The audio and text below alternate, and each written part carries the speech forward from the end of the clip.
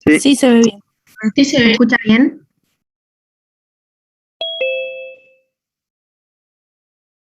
Sí, se te escucha bien. Buenísimo. Chicos, ¿tuvieron un teórico de cardio? ¿De los trabajos prácticos? No, todavía O el algo. teórico no lo tuvimos. O sea, en cardio estamos arrancando de cero. Sí, porque Créeme recién estaba diciendo que estaba armando el teórico, así que no vieron nada. Bien. Bueno.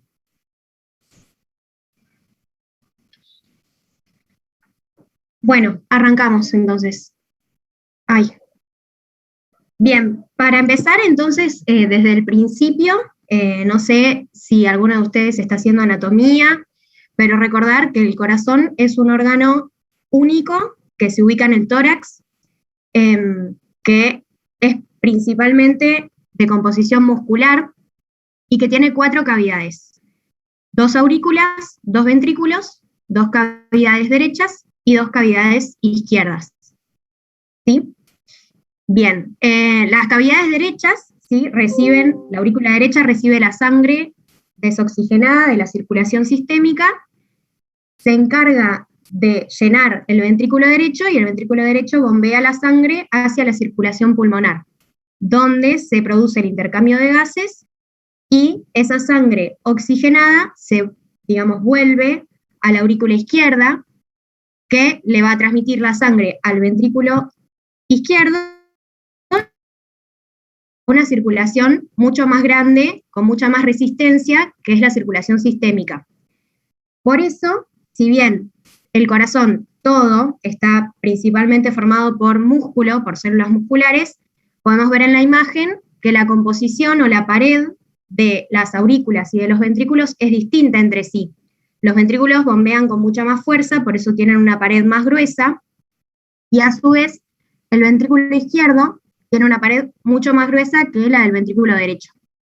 Acá también en este dibujo vemos representado el sistema de conducción en amarillo, que es quien ordena, ¿sí? O quien manda el estímulo a la parte muscular de que se tiene que contraer. ¿Hasta ahí vamos? Si alguien tiene alguna pregunta, me frenan, ¿sí?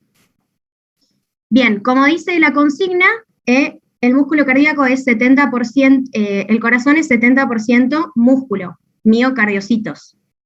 Pero además de los miocardiocitos tenemos, a ver acá, ¿cómo saco?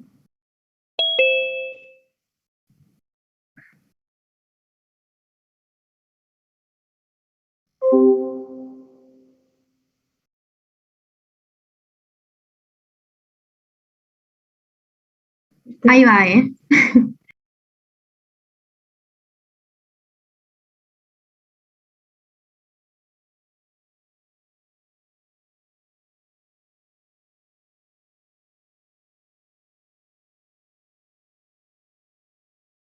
¿Alguien sabe cómo sacar la barra negra de arriba cuando estás compartiendo pantalla?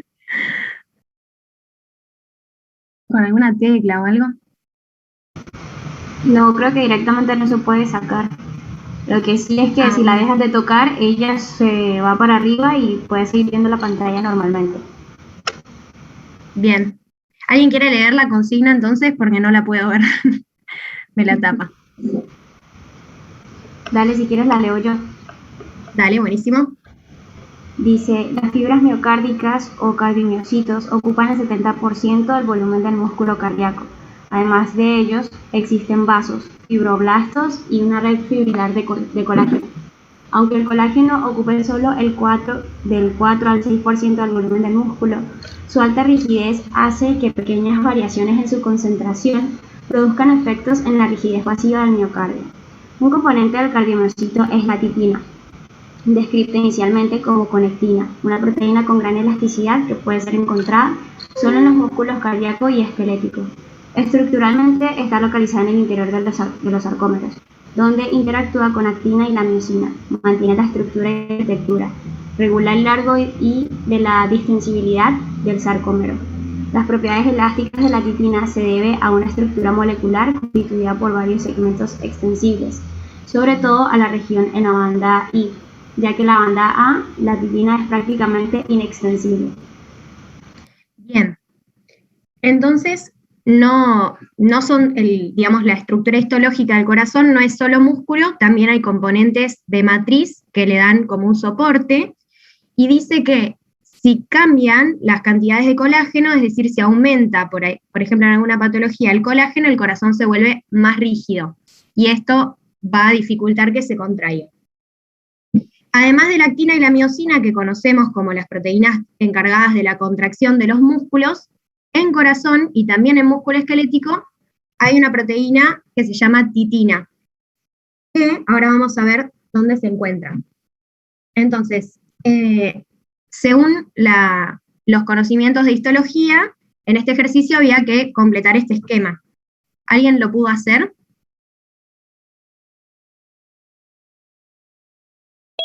Es medio difícil de demostrar si estoy compartiendo yo, pero si alguien lo hizo, me puede ir diciendo y yo voy haciendo aparecer las estructuras, las palabras.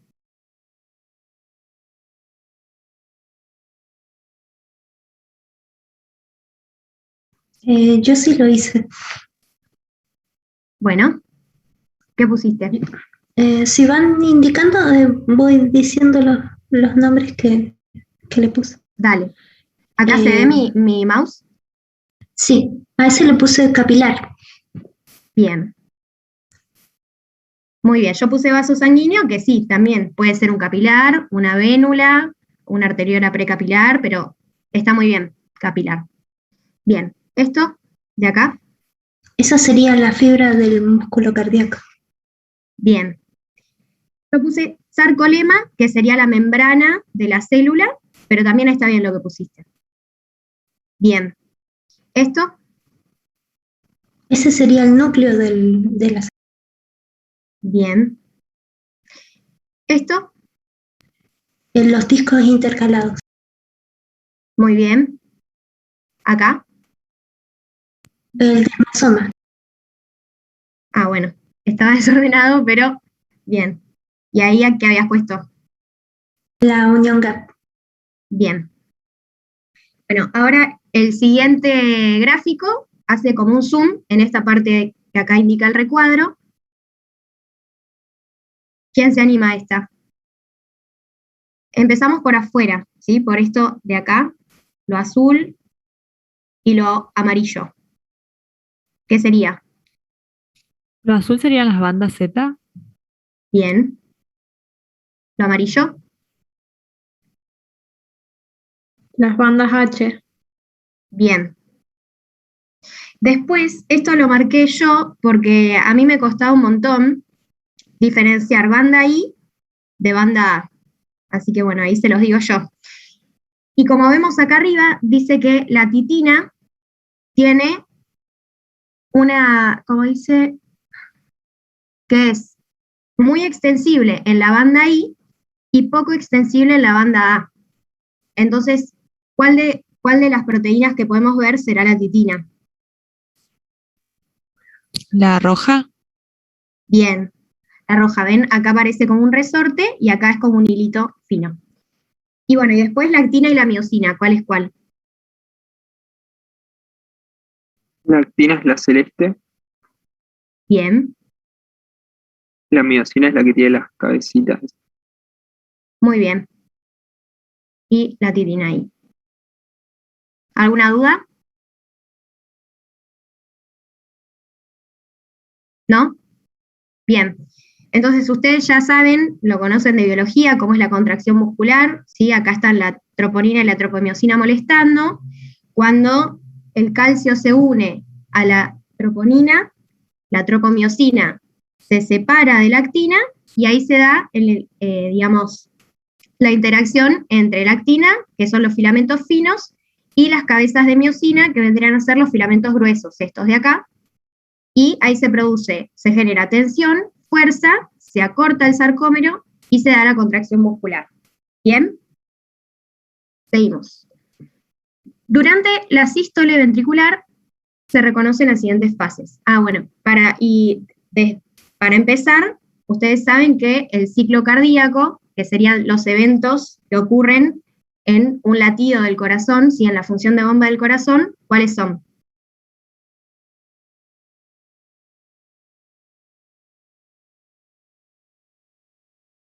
En un latido del corazón.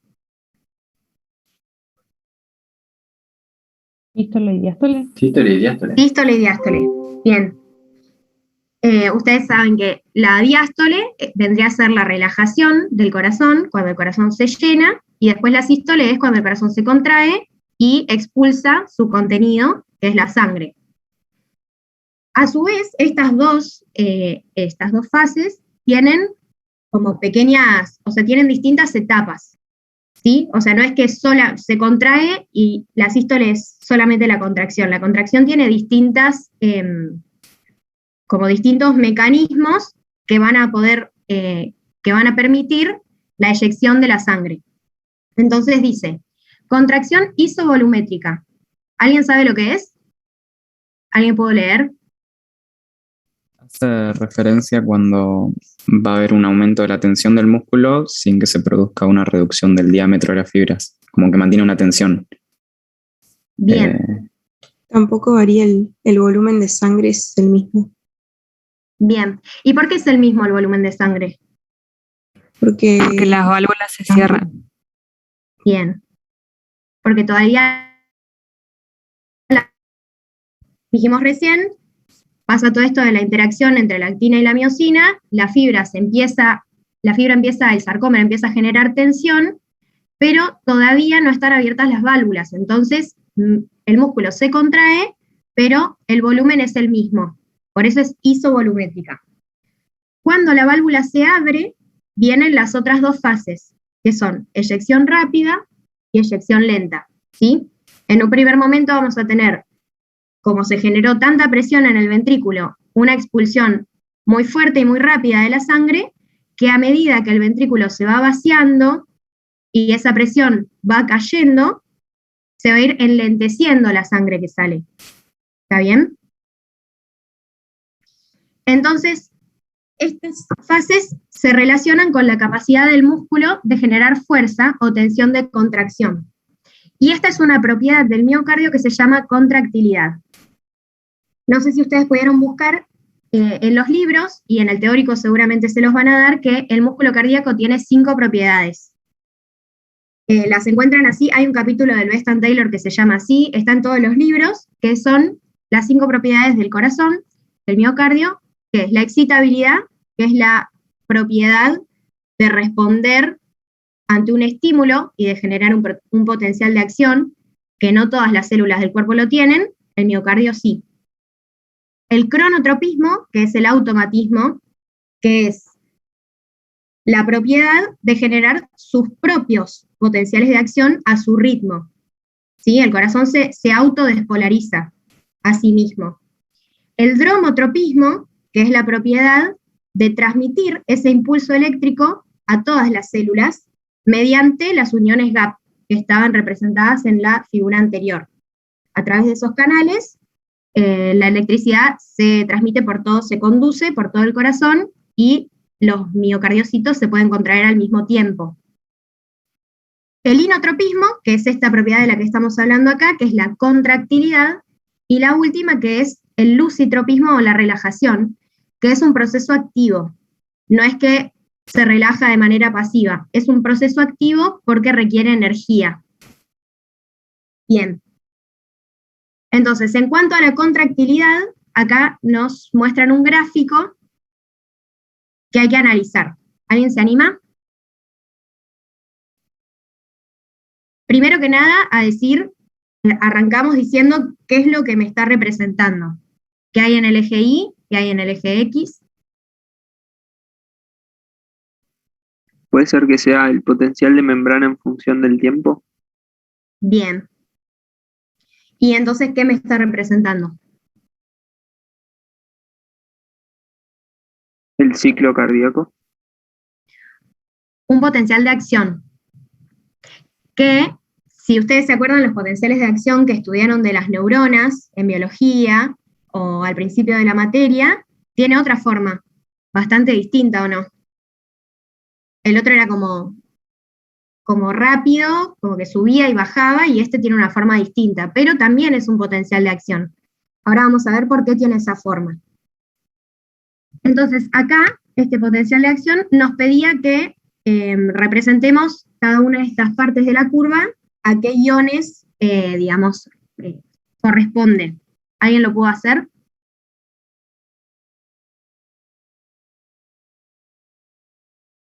Yo sé algo, pero no sé si está bien. A ver. Bueno, hice la curva del sodio primero, Bien. que bueno, empieza justo donde está la despolarización, digamos, y baja Ujú. enseguida. Después hice la ¿Cómo del se llama esa calcio fase? Perdón. de despolarización. Sí, y tiene un número.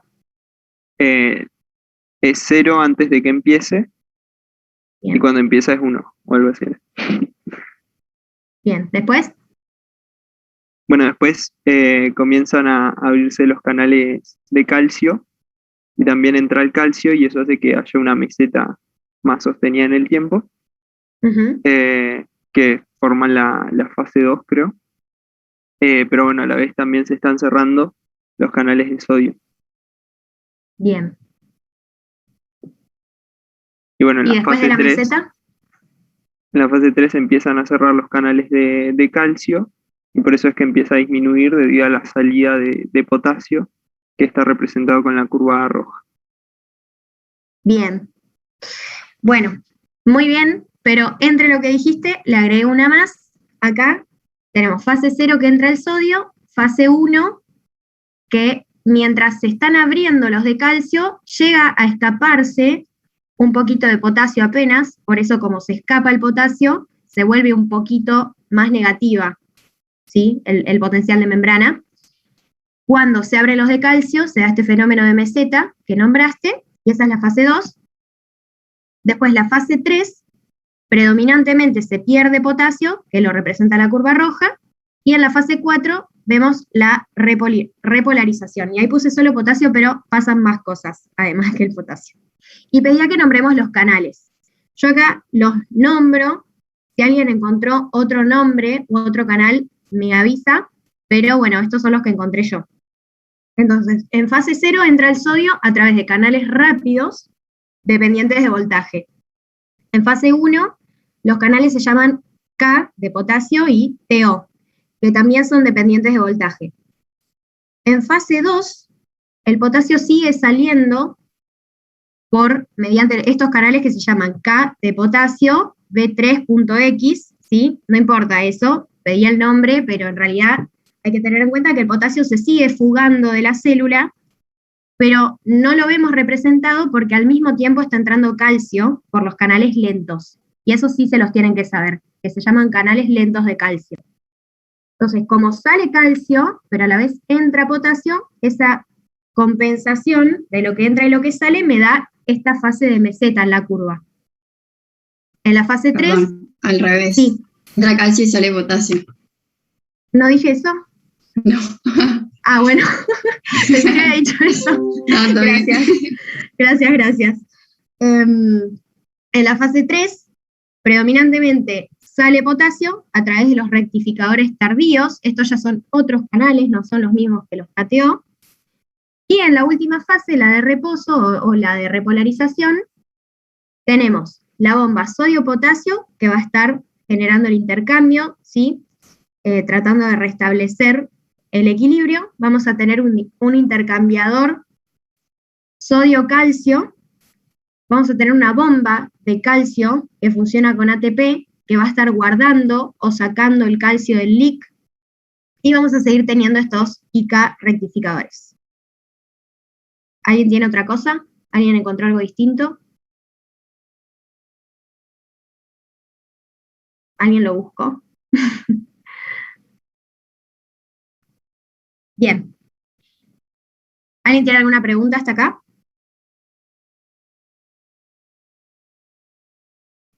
Yo no.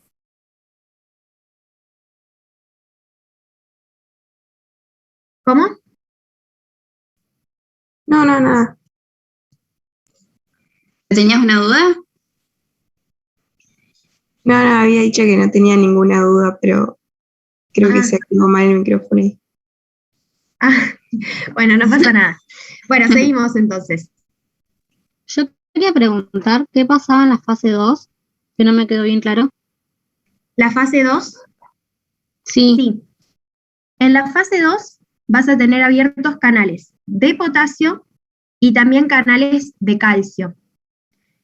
¿El potasio qué tiende a hacer de la célula siempre?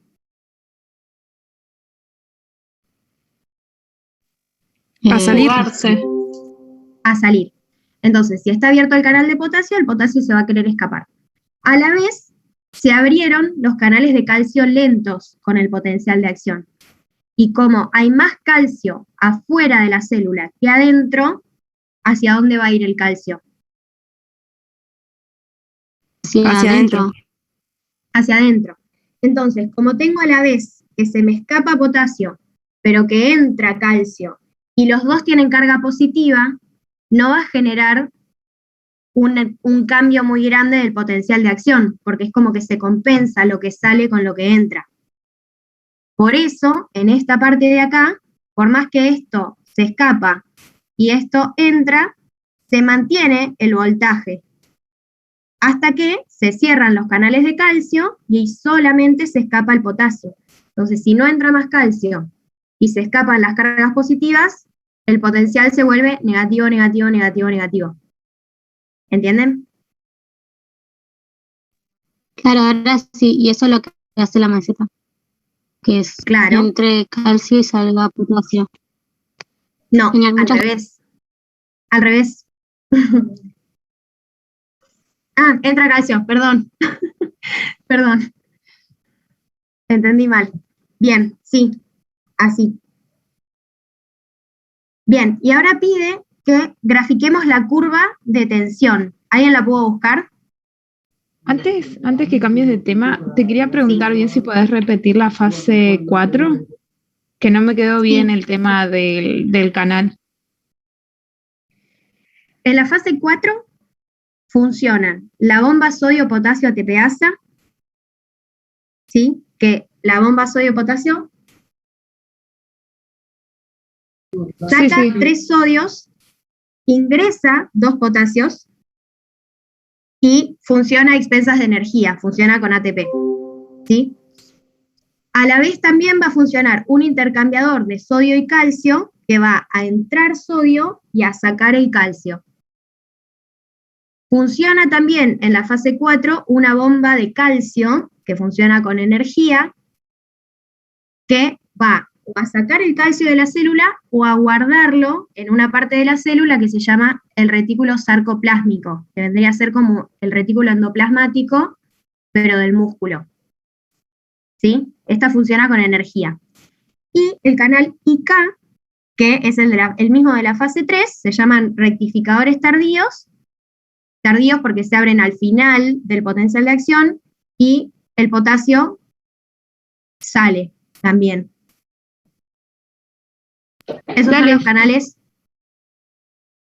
¿Cómo? No, que ahora sí te entendí, gracias. Bien. Bueno. Una consulta, perdón. Sí. Una vez que finaliza la meseta, ¿entra a repolarizarse? Claro, esta es la repolarización. Se vuelve otra vez polar, se vuelve otra vez más negativa. Bien. Acá termina la meseta, en este punto, como a los 200 milisegundos, y ahí empieza a repolarizarse, y después acá estamos nuevamente en reposo. ¿Saben lo que es el periodo refractario?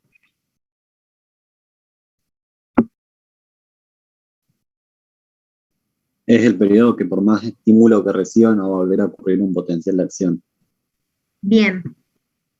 Muy bien. Entonces, había que marcar también el periodo refractario absoluto y el periodo refractario relativo. ¿Cuál es la diferencia con el relativo? Si recibe un impulso más fuerte, puede generar un nuevo potencial. Muy bien. Bien, y esto es re importante en esta célula, que es del músculo cardíaco. Más adelante vemos por qué. Ahí, bueno, la rayita verde quedó medio corta, pero en realidad sigue para acá, ¿sí?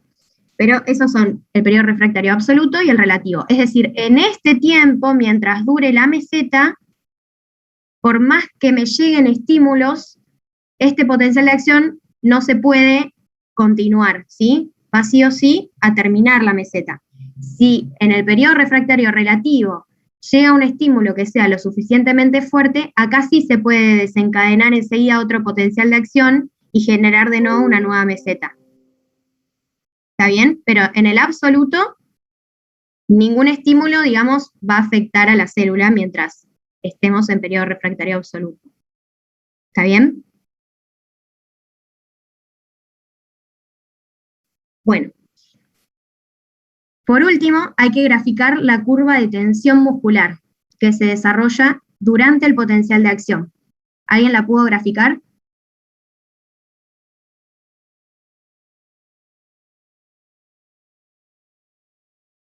Te hago una consulta. Sí.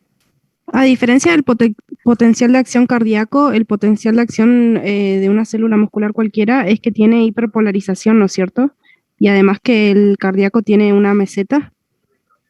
Sí, se hiperpolarizan más que acá. Acá no tenemos una hiperpolarización que se vaya más de menos 85 o que se vaya mucho más negativo. Y el músculo cardíaco tiene meseta. Que eso no lo vemos ni en el potencial de una neurona, ni en el potencial de otra parte del corazón. Esto que estamos viendo acá es el potencial de acción del músculo cardíaco, ¿sí? Imagínense de un miocardiocito del ventrículo. Pero no va a ser el mismo potencial de acción que en el marcapasos del corazón. ¿Alguien sabe cuál es el marcapasos del corazón? No, sin auricular. Muy bien. El nodo sinoauricular va a tener un potencial de acción distinto que le va a enviar la orden a todo el resto del corazón, ¿sí? De que se tiene que despolarizar. Cuando el miocardiocito recibe a través de todo el sistema de conducción, ¿sí? Que seguramente lo vieron ya, cuando el músculo cardíaco recibe la orden esa de que se tiene que despolarizar, se despolariza pero de esta manera, ¿sí? Que es un potencial de acción de respuesta rápida se llama, ¿sí? El que tiene la meseta.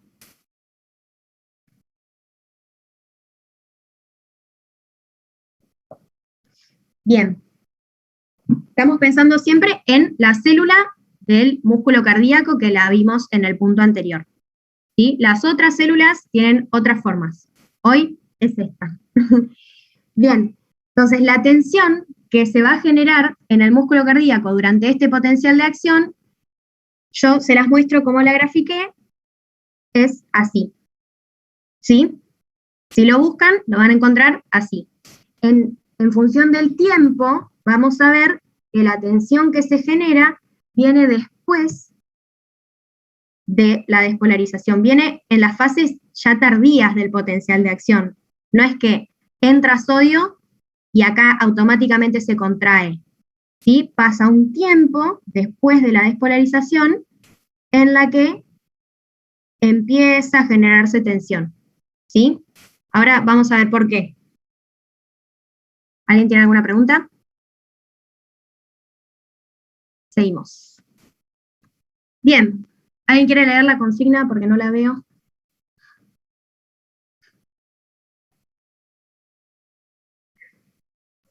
La leo yo, ¿querés?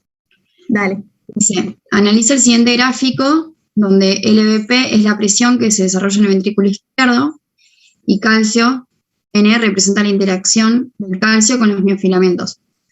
Y correlacione con el gráfico anterior, observe el eje tiempo y escriba una conclusión. Bien, ¿quién se anima a este gráfico?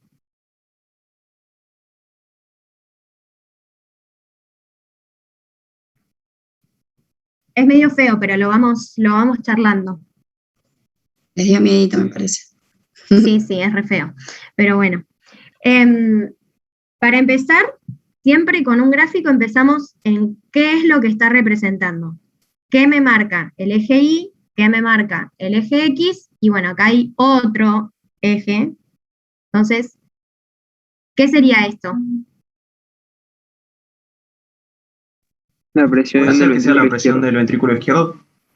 Bien, en milímetros de mercurio, de 0 a 120. Y esto El tiempo en milisegundos. bien. Y acá, La interacción de calcio con los neofilamentos. bien, el calcio, la troponina, la tropomiosina y la actina, ¿sí? La interacción, digamos, molecular que se da. Entonces, la interacción molecular, el tiempo y la presión en el ventrículo izquierdo. Y tenemos distintas curvas, una curva negra y una curva roja. La curva negra es la interacción entre el calcio y la troponina, y la curva roja es la presión en el ventrículo izquierdo. Entonces, ahora que sabemos esto, ¿quién se anima a decir qué pasa, por ejemplo, con la curva negra?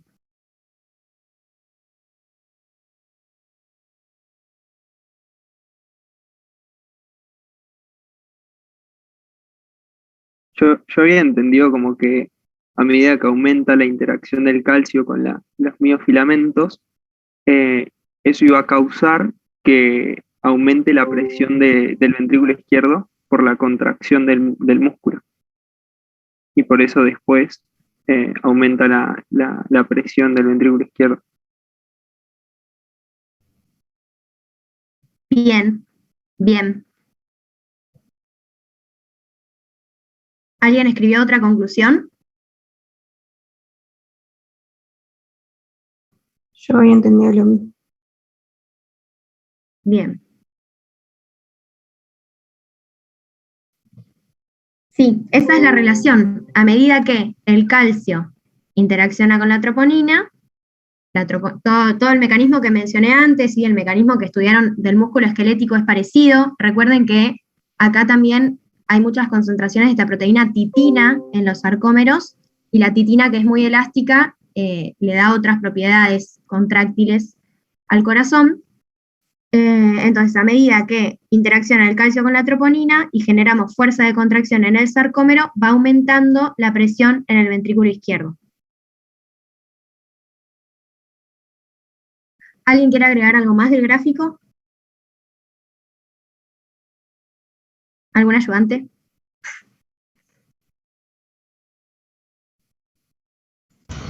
No, creo que está todo. ¿Puedes volver a repetir ese pedacito que dijiste?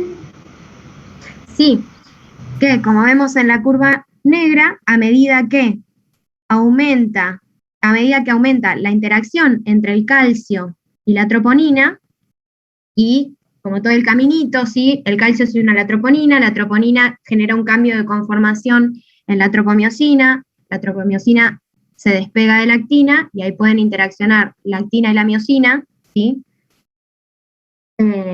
Y se acorta el sarcómero. Entonces, con esto, todo empieza con la interacción calcio-troponina.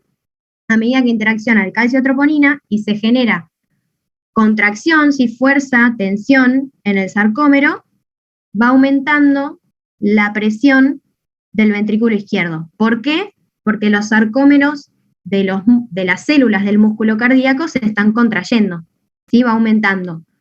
Cuando el calcio se separa de la troponina, ¿sí? Termina esa interacción, pasa un tiempo, ¿sí?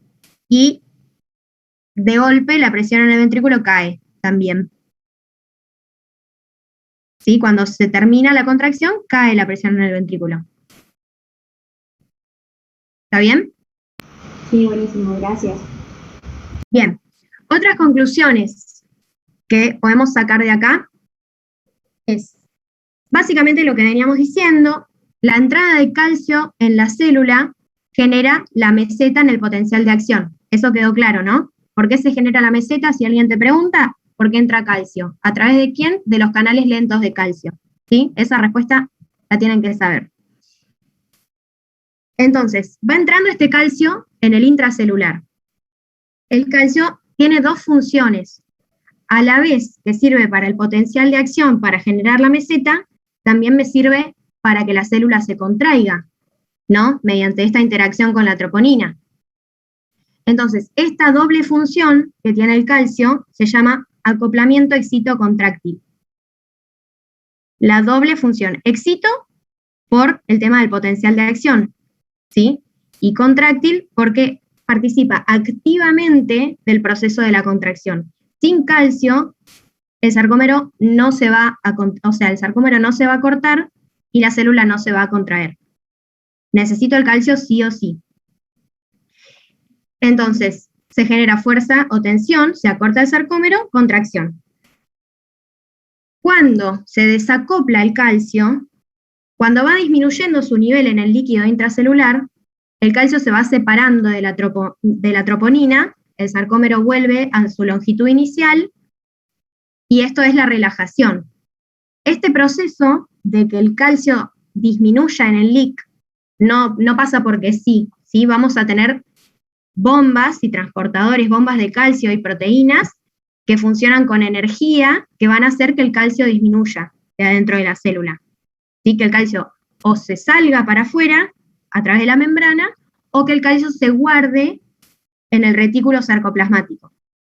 Esto es un proceso activo, entonces esa sería la propiedad de relajación o de lusitropismo, ¿sí? Y ahí va cayendo la tensión en la pared y la presión adentro del ventrículo.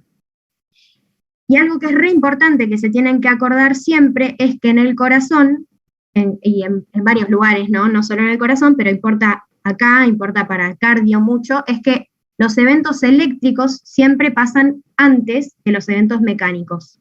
Los eventos mecánicos, o sea, que el corazón se contraiga, que el corazón lata, siempre depende de que primero pase algo eléctrico, ¿sí? Y eso lo vemos acá, ¿sí? Primero tengo el potencial de acción y pasa un tiempo hasta que recién se genera la fuerza. Primero se despolariza y después se contrae. Y acá lo mismo, primero interacciona el calcio con la troponina y ahí va aumentando la presión, ¿sí? Primero pasa lo eléctrico. Y por último, como veíamos en el gráfico anterior, la porción de meseta del potencial de acción no es porque sí, tiene un sentido. Y el tema del periodo refractario absoluto. El objetivo, digamos, no es el para qué, pero sí es... no es el para qué, créeme, me mataría. Pero para pensarlo con un ejemplo, gracias a que existe el periodo refractario absoluto, por más que yo tenga estímulos que me estén diciendo despolarízate, despolarízate, despolarízate, la célula va a seguir su contracción, digamos, estipulada, va a seguir en su plan de contracción, por más que le llegue un estímulo mientras se está contrayendo. ¿Qué pasaría si yo tengo una célula que se está contrayendo, que tiene que latir y relajarse, y está contraída, y le llega enseguida otro estímulo que le dice, seguite contrayendo, el corazón no se relajaría y no podría llenarse de vuelta y volver a latir. Entonces, por eso es importante la meseta, por eso es importante que esté el periodo refractario absoluto, que por más que me estén llegando estímulos, el latido, digamos, la contracción que se genera y después la relajación, digamos, siga su ciclo. Sí, el músculo, dice, impide que el músculo se tetanice. Tetanice viene de tétanos, que ustedes saben que es una enfermedad, está producida por la toxina de una bacteria, en la cual los músculos quedan contraídos y no se pueden relajar, ¿sí? Y eso en el corazón sería un gran problema. Entonces, estas cosas que están acá en este cuadrito tienen que quedar claras. ¿Alguien tiene alguna pregunta? ¿Alguien no entendió algo de lo que dije recién? ¿Por qué no sé si fui. Lo de la meseta ocurre porque tienen que llenarse los ventrículos o porque, cuál es la razón de la meseta? Porque sería lo que hablaron antes, la salida de potasio y la entrada de calcio. El para qué sería lo que explicó Sol recién, de que permite, digamos, que no se genere otro potencial de acción y que por lo tanto, entre medio, digamos, y que pueda volver a llenarse el corazón otra vez. Ok. O sea, en realidad la meseta no existe para que pase otra cosa. Esto sucede porque en la membrana hay canales. En la membrana se te abren al mismo tiempo canales de potasio y canales de calcio. ¿Por qué? Porque vino un estímulo que les dijo que se tienen que abrir, porque son voltaje dependientes. ¿Sí? Claro. Se abren los canales y sucede esto.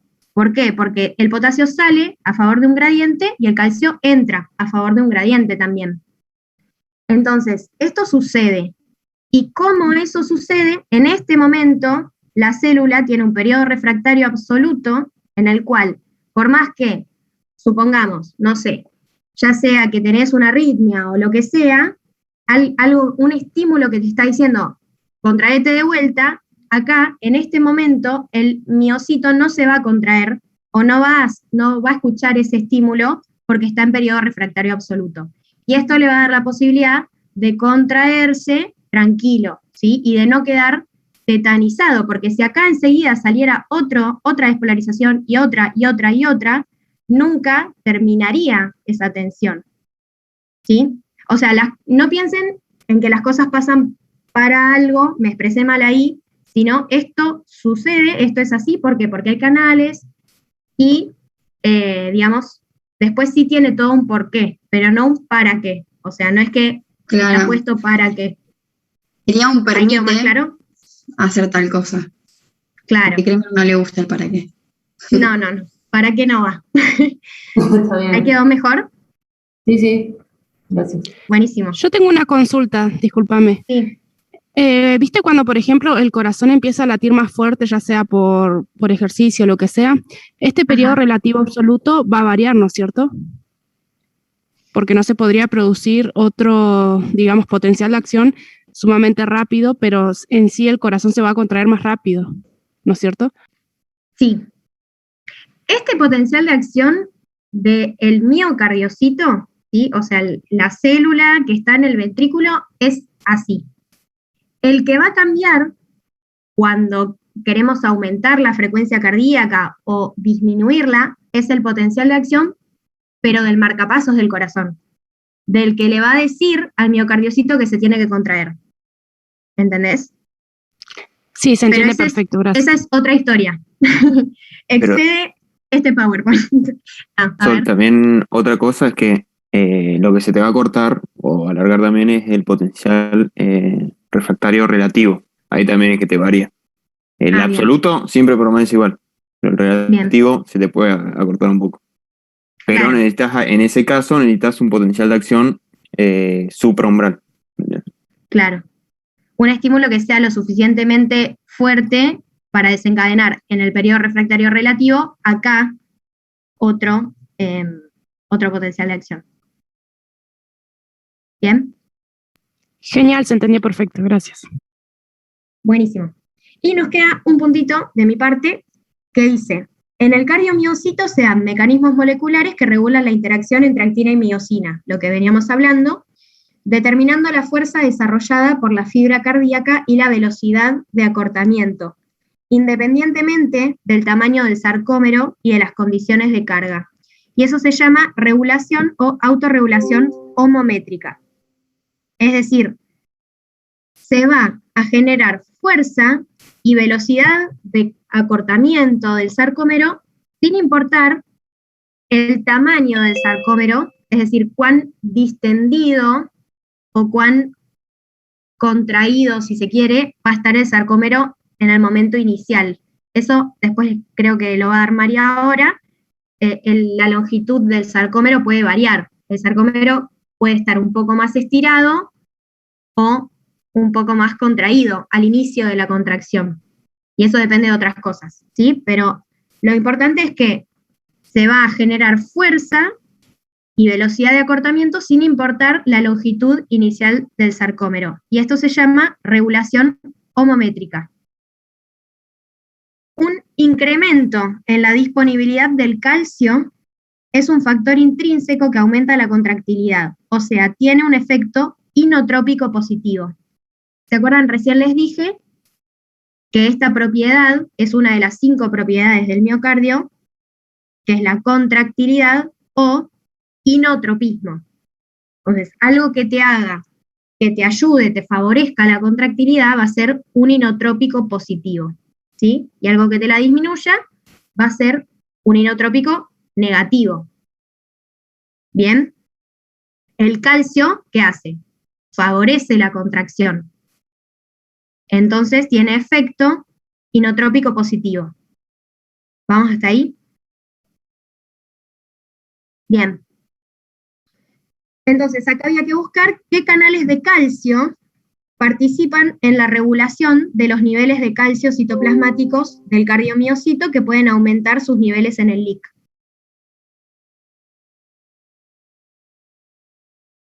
¿Alguien pudo buscar los canales de calcio? No los encontré, había pensado en los canales lentos, pero... Bien. No sé. Claro, los que veníamos diciendo recién. Los canales que entren calcio adentro de la célula van a tener efecto inotrópico positivo, porque el calcio tiene ese efecto. Los que puse en verde, los tipo L o los lentos, entran calcio desde afuera de la célula. Y también, como dije que el calcio se guardaba en el retículo sarcoplasmático, va a haber canales en la membrana del retículo sarcoplasmático que van a liberar el calcio de ahí hacia el citoplasma. Entonces, los canales tipo L entran calcio desde afuera y los receptores de rianodina se llaman, son canales de calcio que están en la membrana del retículo sarcoplasmático. Lo que está en verde es lo que son los canales que entran calcio hacia el LIC, ¿sí?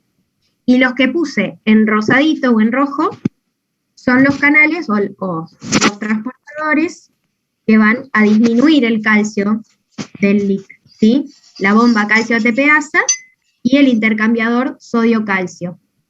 Una consulta. Los segundos canales de calcio, que pueden ser que se le digan también canales de calcio dependientes de calcio.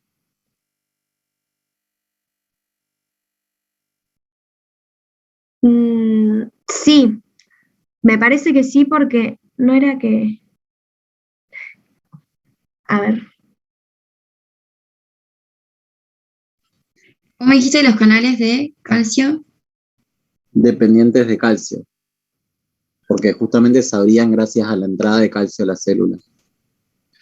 Y creo que había unos así, pero no es lo mismo que los canales tipo L que son dependientes de voltaje, creo que son otros. Los de rianodina son dependientes de ligando, ¿sí? La rianodina se activa el canal, se une al canal, y ahí se abre este canal y sale el calcio del retículo sarcoplasmático. Lo que capaz que, pero no me acuerdo, lo tengo que ir a buscar, ustedes también, vamos todos a buscarlo, es que capaz que el aumento del calcio en el LIC es lo que activa esta interacción rianodina-receptor de rianodina. ¿Alguien se acuerda? Ok. ¿No? Porque había leído que justamente, o sea, el aumento del calcio, entonces como que, nada, me quedó ahí dando vueltas. Sí, puede ser, pero no estoy segura. Habría que buscarlo bien. Lo podemos confirmar después por Facebook. ¿Sí? Dale. Y ahí abajo del todo puse un paper, que se los puedo compartir también, que habla de todo este tema del calcio, lo explica re bien. El sarcómero, de dónde entra el calcio, por qué sale, todo eso lo explica re bien, así que si quieren después se los comparto por Facebook también. ¿Alguien tiene alguna pregunta más? Por el chat, si no después. Ah, sí. Perdón, nada que ver, pero en Facebook habían subido la pregunta del backup. No sé si la vieron. Hoy entré, pero me parece que no estaba respondida. Pensé que habíamos respondido. Lo hablábamos en el grupo con los chicos. No sé qué pasó después. Ahora, después sí le contestamos. Dale. Yo le había sacado la cuenta y estaba como correcta, era la más correcta esa, pero no me da exacto 19, me había dado 13. No sé si alguno de ustedes la hizo la cuenta, chicos. Yo no sabía qué hacer directamente. Pregúntate. Por eso quería Yo lo que había hecho el era procedimiento. fue sacar el potencial de la membrana, pero solo con los valores de, creo que te daba de potasio. Creo que te había dado en ese ejemplo. A mí me dio 18,63. Bueno, mejor todavía porque te acercaste más todavía. Era 19, 18, lo redondeas hacia arriba. Entonces, Sí, yo hice eso, redondearlo. bien.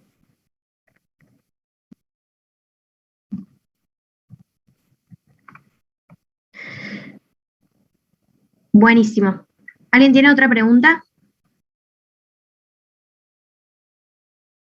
Seguimos si no. Hacemos. Vamos. Bueno, acá vamos a hablar lo que decía Sol, lo de la relación con las diferentes longitudes de los sarcómeros, ¿sí? ¿Alguno quiere leer o lo leo yo, la consigna?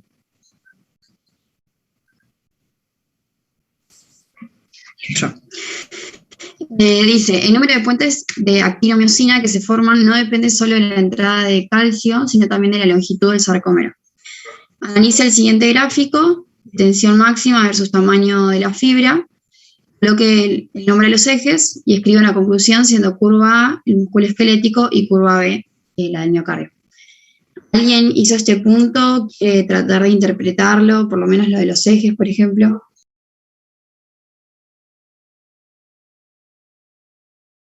Lo de los ejes era el porcentaje de tensión en función del tamaño de la fibra. Muy bien. Bien. ¿Y cómo interpretarían? Por ejemplo, la A, esta que era el músculo esquelético, y la B es del miocardio.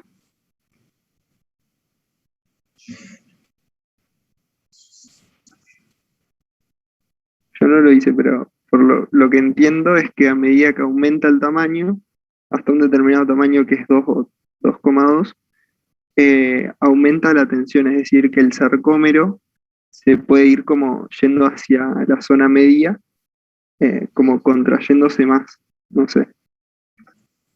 Bien, es algo así. Va bien, va por ahí. ¿Alguien más? Puede ser que llegue al punto de ruptura en 2.2 y que por eso después descienda. ¿O estoy flasheando? No al punto de ruptura, pero es algo parecido. Va bien. La idea es que vamos a tener las regiones esta 2.0 a 2.2, dominantemente en realidad es 1.9, pero bueno, acá en el gráfico está diferente.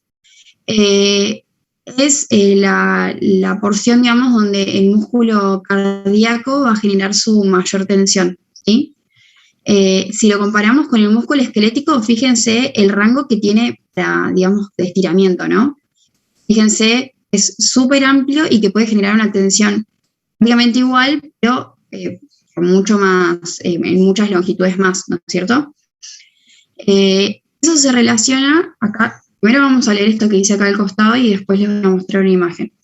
Dice que podemos ayudar explicando, como en la región central de los filamentos gruesos no existen cabezas de miosina, la curva de tensión de la fibra tiene un máximo en forma de meseta para longitudes del sarcómero desde 2 a 2.2 micrones de la fibra esquelética.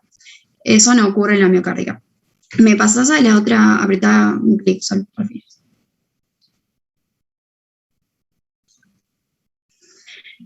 Acá, esto lo que tiene, es solamente para explicarlo, no se guíen con este grafiquito, bueno, se está viendo mi mouse, o sea, no se ve mi mouse ahora que me doy cuenta, pero no se guíen con el grafiquito porque es de fíjense que es de la fibra esquelética, ¿sí? Lo que les quería mostrar es que las diferentes longitudes van a determinar de cierta forma la asociación va a tener la actina y la miosina, ¿sí? Piensen, a ver cómo lo podemos llevar a algo práctico. Bueno, piensen que tienen dos hilos, uno pegado al otro. Si estiran más, o sea, si separan más esos hilos porque se está estirando justamente el músculo, se van a poder asociar en menor medida, van a quedar más separadas las cabezas de miosina con la actina, ¿sí? Entonces, por eso es que tenemos una longitud óptima, porque en esa longitud es donde se van a poder asociar mejor y van a poder generar mayor tensión, ¿sí? De todas formas, tenemos un rango, ¿sí? Vamos a tener una longitud que va a ser de reposo y otra en la cual se pueden estirar y va a favorecer una tensión o no, que lo vamos a ver en el punto siguiente. ¿Hasta acá se entiende? Sí. ¿Y alguien tiene alguna duda? Yo tengo una duda. Si en el gráfico que nos presenta en el trabajo práctico, ¿a qué se refiere la curva A y a qué se refiere la curva B? La curva A es la tensión que se genera en el músculo esquelético, ¿sí? Y la curva B es la del músculo cardíaco, ¿sí? Te está comparando cómo las diferentes estructuras de ambos músculos determinan un diferente rango de tensión máxima, ¿sí? Y de estiramiento para esa tensión. ¿Y puede ser que el tamaño de la fibra entonces en el cardíaco varía mucho menos? Claro, varía mucho menos, se puede estirar menos, por decir así, un rango mucho más cortito. También tiene que ver con el tamaño que puede tener una fibra del músculo esquelético y una del miocardio, ¿no? Pero ahora en el siguiente punto, esto nos vamos a meter un poquito más, ¿sí? Pasemos al otro y igual si no entienden, me frenan y volvemos para atrás, ¿vale? Mariana, en arriba opciones puedes solicitar el control remoto y vos podés manejar el power y la pantalla. No sé, por ahí te decía. A ver. Ahí está, a ver. ¿Me ven el mouse? O sea, ahí lo apreté, pero no sé si... Sí. A ver. Sí, se ve el mouse. Ah, mirá vos, bueno. No sabía que Pero se podía. pero para que pase de una diapo a otra tiene que apretar ella igual, ¿o no? No, me parece que no. O sea, vos podés De acá La abajo, apreté mirá. no pasó, por eso. Ah, de acá abajo. A ver, Ay, esto de acá. ¿No te parece? ¿De qué cosa?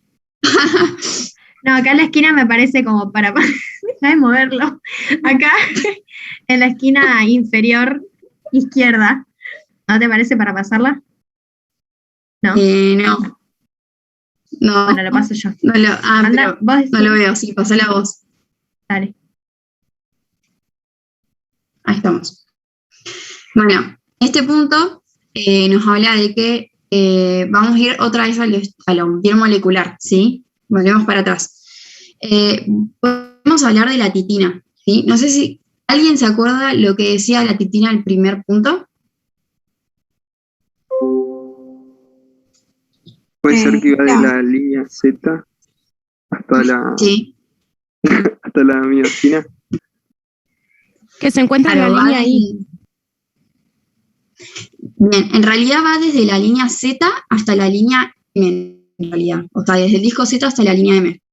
Así tenía lo que vos decís, Fiorella, de que en la banda I era la parte más extensible, sí, y en la A era lo menos extensible. Si se fijan en la formita, es como decía Sol, es un resorte. O sea, acá está unido, ese sería el disco Z, es un resortito que se une a todo, en el medio de todo el complejo de la actina y miosina, ¿sí? Lo importante de la titina es que es súper elástica, ¿sí? Y que va a actuar justamente como un resorte.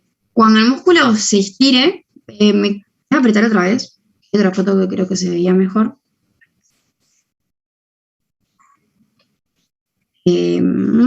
Bueno, acá está como completo, es el mismo del punto, más completito.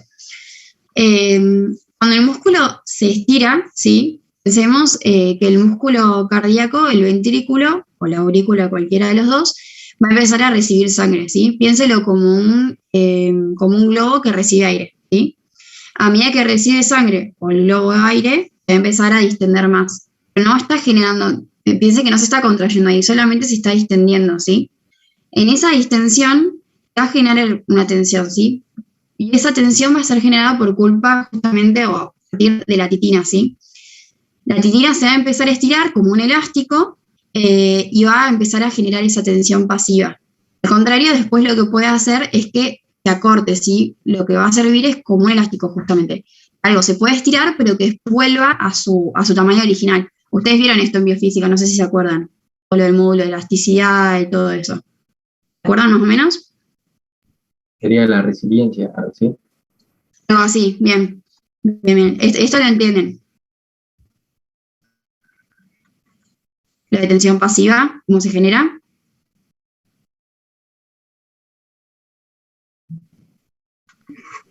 Sí. ¿Qué cosa, perdón? ¿Cómo? Sí, puedes volver a preguntar que no escuché. Si entendieron lo de la atención pasiva, cómo se da, qué es, digamos. Porque es re importante. Si no lo entienden, lo volvemos a decir. ¿Lo podés repetir, por favor? Vamos de vuelta. Es como vamos a pensar primero en un globo, ¿sí? Lo aislamos del corazón. Al globo vos le estás metiendo aire, ¿sí? A medida que le metes aire, se distiende, ¿sí? Y si vieras la pared de ese globo, fíjate que tiene una tensión, ¿sí? O sea, vos no podés meter el dedo, ¿no? O sea, sí, pero tenés que darle una fuerza para que eso se produzca. En el corazón pasa algo similar. Cuando le empieza a llegar sangre al ventrículo, los miocitos se distienden, ¿sí? Se agrandan, se alargan. A medida que se alargan, los discos Z también se estiran entre sí y ahí va a actuar la titina, ¿sí? Como lo opuesto a que se contraiga. No entiendo la pregunta. Pero lo opuesto, se está estirando. Bien. Por eso, digamos, como que cuando se contrae, se aproximan justamente. Claro, y acá está haciendo lo contrario, se está estirando un poquito. Ahí está. ¿Sí? Esa era la idea. Y al estirarse, lo que le va a permitir al corazón va a ser recibir los volúmenes de sangre, ¿sí? Y está generando una presión, la tensión pasiva, ¿sí?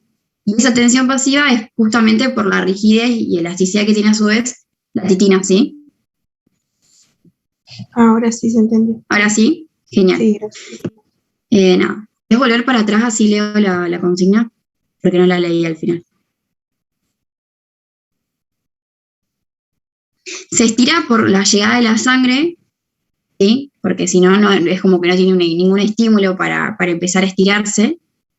Pero la titina lo que genera es que si él le permite estirarse, también le permite volver a su tamaño inicial. Y genera en el medio la tensión pasiva. Pensá en la tensión de un elástico cuando vos lo estirás, o de un resorte. Nada. ¿Podés volver para atrás, Sol?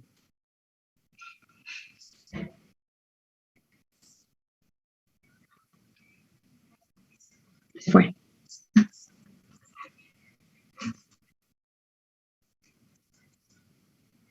Bueno. Ahí está. Básicamente lo que hablaba ahí, igual era lo que estábamos hablando, ¿sí?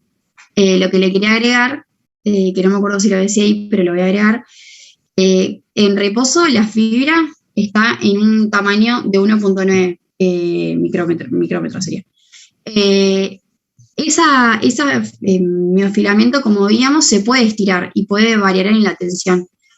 Lo que vamos a ver es que si aumenta un poco más, le va a servir en la contracción activa para generar mayor tensión.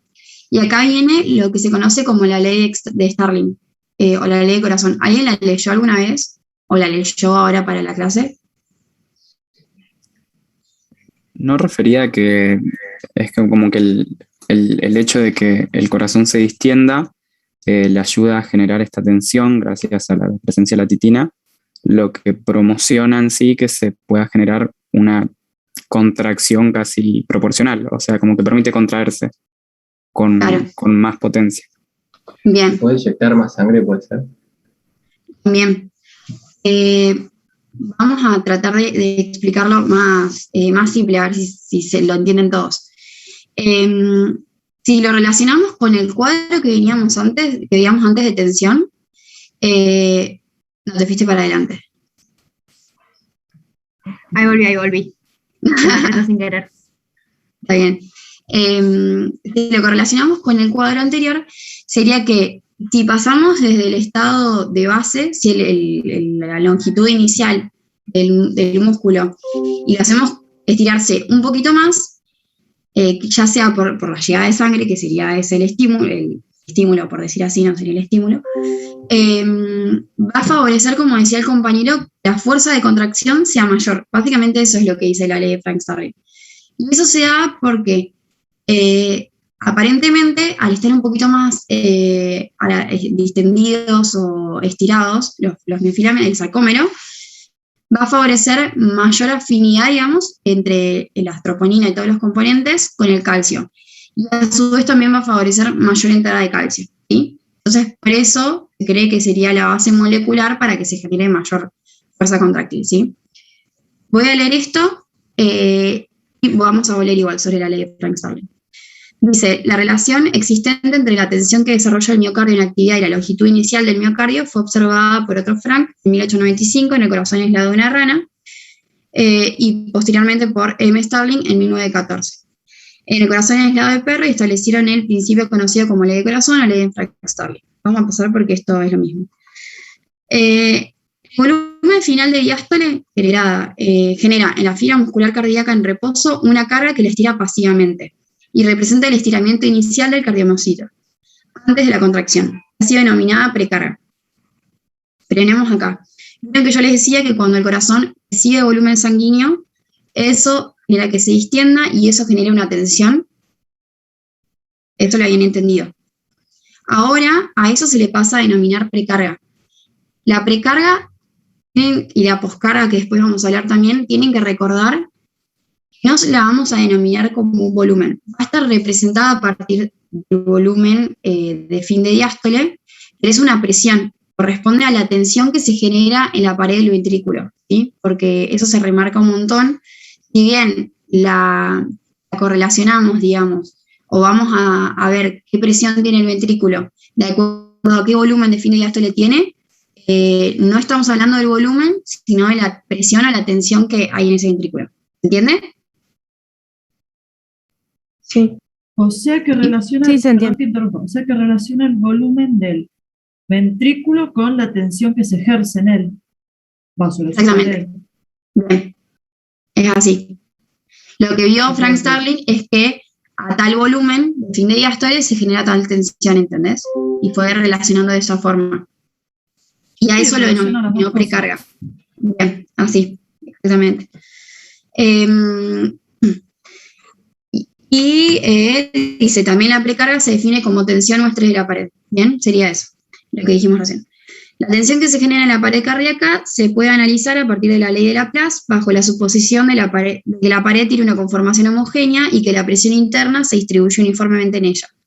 Así la tensión depende de la presión interna de la cámara, del radio de la cámara y del espesor de la pared. Abajo está la fórmula. Ustedes vieron la ley de Laplace en biofísica. ¿Se acuerdan que, alguno se acuerda de qué hablaba? ¿Quiere explicarlo? Más o menos, por arriba.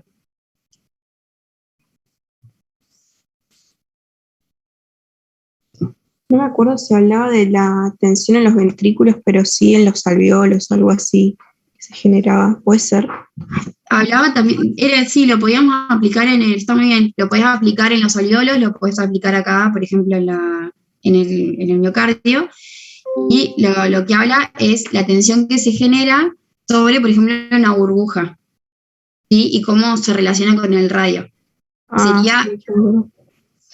Sería esto que vemos acá con la relación, digamos, entre la presión que se va a generar por la sangre dentro de la cámara, el espesor de la pared, es decir, que tan grande es el ventrículo, y el radio.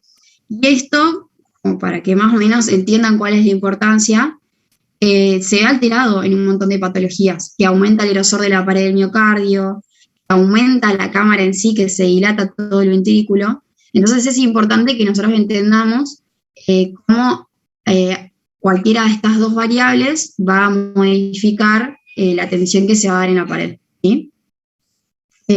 ¿Pasamos? Y tienen una pregunta, ¿o no? A ver. Cuando dice tensión en el ventrículo, es ventrículo izquierdo, puede ser ventrículo izquierdo, ventrículo derecho, aurícula, cualquiera. Es la pared en sí. O sea, en la aurícula también se va a generar una tensión. Pasa que es más fácil explicarlo en el ventrículo porque por momentos va a ser una cámara cerrada. Te hago una consulta. Sí. Entonces la tensión, digamos, de la ley de esta última que vimos, va a variar. Sí, va a variar en el ventrículo izquierdo y en el derecho, ¿no es cierto? Porque claro. Tienen diferente espesor. Muy bien. Sí. Sí. Va a variar por eso y si por alguna patología o algo se hace más grande el corazón o se hace más grande la pared, ¿sí? Esto lo van a ver bien el año que viene y lo van a entender. ¿Entendiste? Sí, perfecto, gracias. Sí, dale. Bueno, ¿alguno quiere leer? Así no hablo tanto.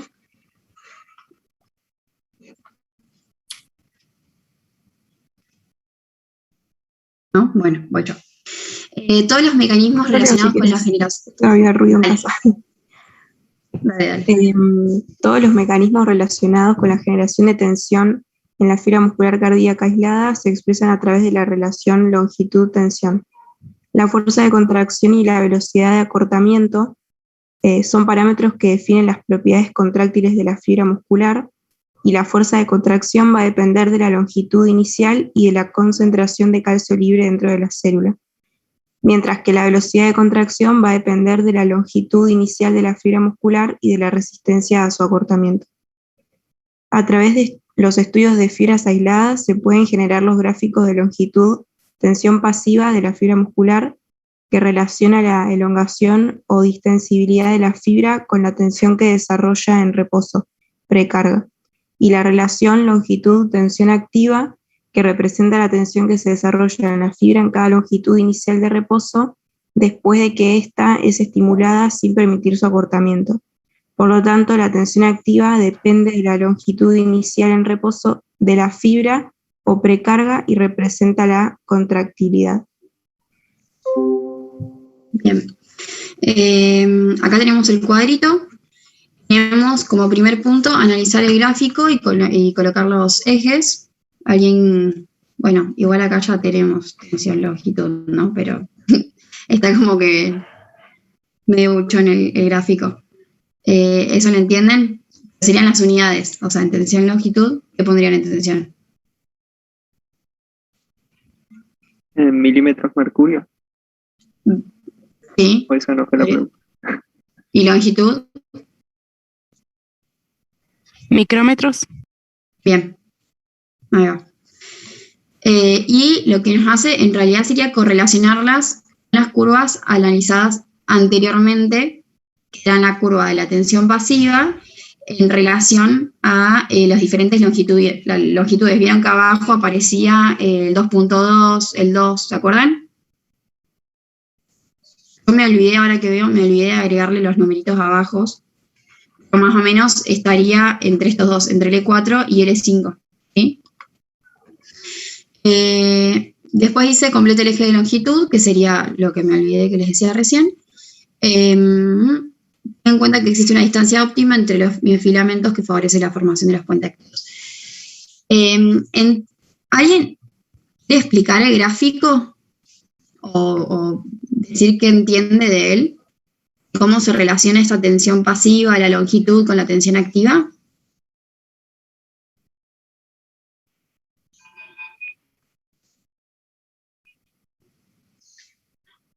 Bueno, fíjense que esta es la de tensión pasiva, que era como la primera que veíamos, ¿sí? La mayor, digamos, tenía cierta longitud inicial, a la cual generaba una tensión pasiva, y permitía X tensión de contracción, ¿sí?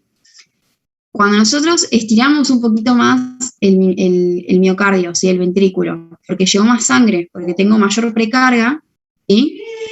Esperen un cachito que están gritando, los voy a retar. Bueno, no puedo, claro, no puedo apagar mi micrófono, ¿qué hice? Que me parece que tenés el control. Arriba por ahí en opciones. Bueno, no importa, ya pararon. ¿Se escuchaba bien igual o se tapaba mucho mi voz? Se te escucha bien. Ah, bueno. Bien. Igual ahora no puedo volver para atrás otra vez. A ver. Lo que les estaba diciendo, que me perdí, es que si aumento un poquito más la longitud de la fibra, la estiro un poquito más, porque me llega más sangre, ¿sí? Lo que permito, que es lo que yo le había dicho antes, ¿se acuerdan? Es que se genere mayor relación del calcio, o sea, mayor afinidad del calcio con los componentes contráctiles y a la misma vez ingrese más calcio a la célula.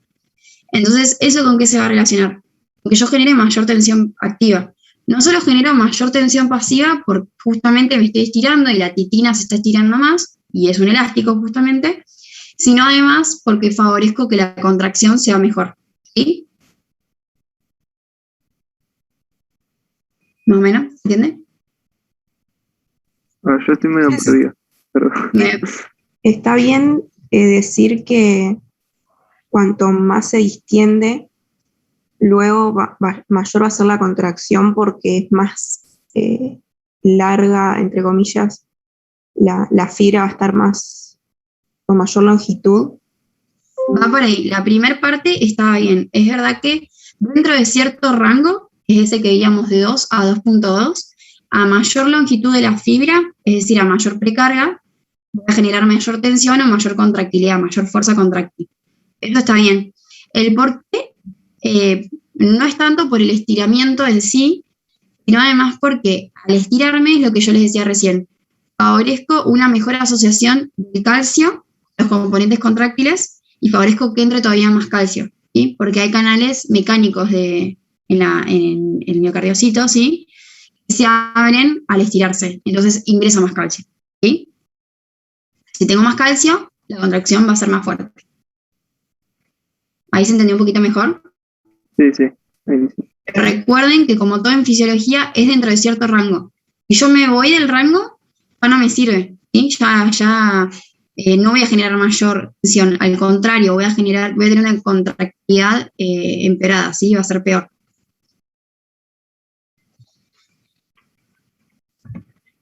Bien, ¿seguimos o hay otra duda? Se marca como parámetro ese 2 a 2.2 micras como el Sí. efectivo. Ok. Sí, Gracias. sí, 1.9 en realidad, 1.9 a 2.2. Bien. Depende de la bibliografía igual, pero normalmente es ese rango. Bueno. Acá nos habla de que la tensión que desarrolla el cardiomiocito en cada punto, que era lo de L1 o L5, representa la tensión sin acortamiento o la contracción isométrica. Esa es la que decías vos, Isaac, en un punto anterior con Sol. Es esta, la tensión que se genera sin que se acorte la fibra, ¿sí? Es tensión pasiva. Después tenemos, durante la sístole se desarrolla otro tipo de estrés o tensión de la pared ventricular, que es la poscarga. ¿Alguien leyó qué es la poscarga? Es el volumen que queda entre lo que es la precarga, que eran estos 100 a 120, creo, milímetros de mercurio, con la diferencia de la diástole o el volumen, el volumen sistólico, algo así, que eran 70, no me acuerdo, como que no me quedó muy claro ese concepto. No, siempre acuérdense que poscarga y precarga hay que hablar de tensión o de presiones, ¿sí? No hablen de volumen. La poscarga va a ser la tensión que el miocardio tiene que superar, es decir, cuánta fuerza tiene que realizar el miocardio para poder eyectar la sangre, ¿sí? Recuerden, esto lo vieron en biología, yo sé que lo vieron, capaz que no se acuerdan. Igual, Nela, porque acá se explica, hacemos, a ver.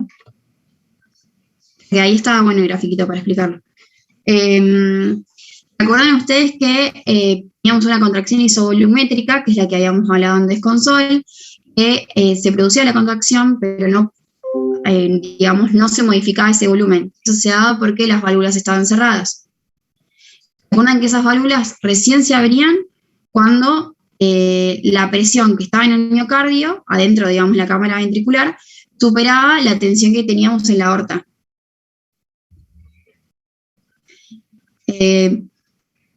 Bien, sí, es eso. Entonces, es esa. Si lo viéramos acá en el gráfico, fíjense, estas son las curvas de tensiones, esta misma que veíamos está en el punto, ¿sí? Es estas curvas.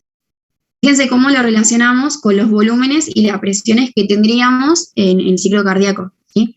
Acá tendríamos la contracción isovolumétrica que decíamos, donde se contrae, aumenta la presión dentro de la cámara, porque tengo el mismo volumen de sangre, pero menor volumen espacio, digamos. Acá se abren las válvulas y acá empiezo a eyectar, ¿sí? La poscarga estaría representada acá, ¿sí?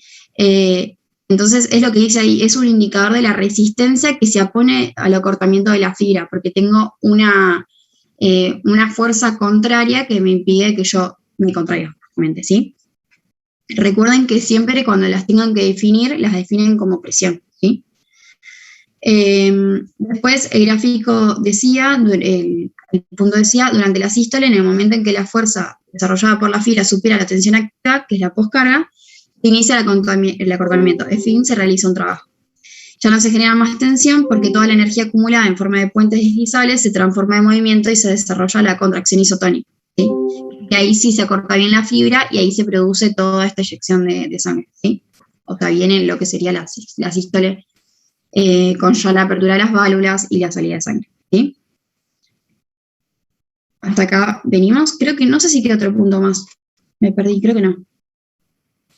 Es el último punto. Es el último punto. Bien. Si todavía, o sea, espero que haya quedado bien entendido, digamos, lo que es la precarga y poscarga. Igual seguramente lo van a ver 1.000.000 de veces más con Kremer.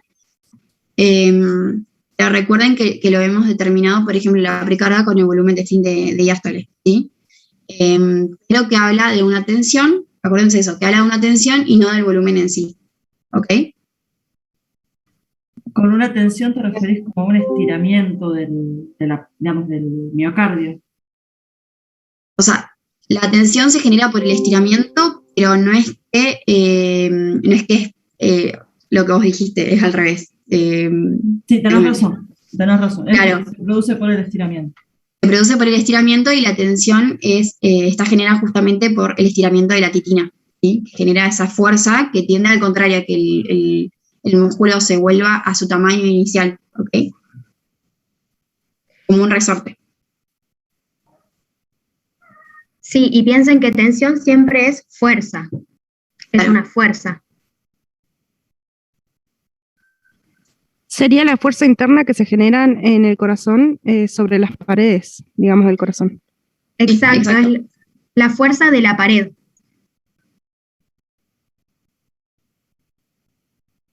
¿Alguna otra pregunta? No, se entendió re bien, explicaron re claro. ¿Entendieron bien la guía en sí o les quedaron dudas? Una consulta. ¿Podríamos volver, por favor? Creo que era el punto anterior donde estaba el gráfico de la fibra muscular esquelética, creo, que tenía como una meseta. Ese no me quedó muy claro. A ver si... ¿Querés volver vos sola? A mí se me hace quilombo. Dale. ¿Este? No. No. ¿Este? Tampoco. El primero. Era el que viene conmigo, el primero que viene conmigo. Este. Sí. Bien, lo que no entendiste es que la comparación con el músculo esquelético. Exacto, sí. Fíjate que el músculo esquelético, tiene diferente estructura a nivel molecular entre el músculo cardíaco y el músculo esquelético. Por ejemplo, la titina, que es la que veíamos recién, que tenía la propiedad de elasticidad y demás, es mucho más, es mucho más rígida en el músculo cardíaco, ¿sí? Hasta acá venimos. Sí. Si es mucho más rígida, va a permitir menor estiramiento. Entonces, por un lado, vamos a ver por qué tenemos estas dos diferencias entre la curva. ¿Por qué tenemos menor área, digamos, entre la curva B, que corresponde al músculo cardíaco, y la A, que sería el músculo esquelético? Te muevo el mouse porque me quiero silenciar. Vale. Pero te fuiste para adelante. ¿La podés pasar vos? Hasta ahí volviste. Bueno, no sé si volviste yo. Bueno, entonces, primero, la primera diferencia es eso, que tienen menor rango de estiramiento, ¿sí? Sí, después, la otra diferencia es que, en particular, el músculo cardíaco tiene un rango mucho menor, en el cual van a generar la mayor tensión, la mayor tensión o fuerza de la fibra, ¿sí? Llegan al 100%. Okay. Fíjate que el músculo esquelético hace esta meseta y el músculo cardíaco hace una puntita, o sea, es mínimo el rango que tiene estiramiento. Si bien fisiológicamente nos va a servir que se estire y nos va a favorecer el aumento de la fuerza, como veíamos en los puntos siguientes, ese estiramiento tiene un límite. Si yo me estiro de más, fíjense cómo cae la tensión enseguida. Esto lo van a ver después en las patologías, cuando hay miocardiopatías dilatadas, que el corazón se redilata, que no puede bombear bien, es porque justamente no genera la tensión. Le va a llegar más sangre, se va a estirar más, pero no puede bombearlo, no llega a contraerse a su 100%, ¿sí? No llega a generar toda esa fuerza. Bien. ¿Ahora se entendió? Sí, gracias. Genial, de nada. ¿Alguna otra duda, chicos? Después, Mario, otra cosa que no me acuerdo si lo dijiste, es que lo de la meseta en el músculo esquelético es porque en la mitad de la banda de miosina no hay cabezas. Entonces, por eso es que no tienen contracción. Me había olvidado de decir Me acuerdo eso. que Creo que estaba por acá igual, pero sí me olvidé de decirlo. Gracias, Bruno. Y después lo de la reserva contráctil, ¿lo dijiste? Que está por la titina, nada más que eso. No, lo de la reserva contráctil no lo dije tampoco. Que la reserva contráctil, decirlo? chicos, es ahí en la línea B, que ven que es la cardíaca. Vieron que no llega a 0 como una muscular, sino que tiene 20. Y eso es que llega a 20%. Y eso es que lo que se habla de reserva contráctil. Y está dada gracias a la titina. ¿Ves? Nada más que eso. Claro, que justamente la titina, así como permite que se estire, no permite que se acorte tanto tampoco sería. Es un intermedio.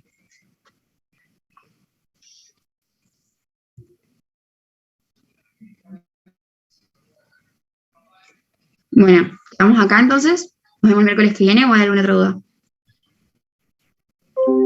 Bien.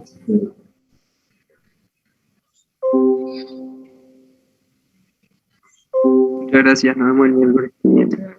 Dale, nos chicos, que vemos. anden bien. Cualquier cosa, Gracias. escriban por Re buena la Facebook. clase. Bien. Gracias.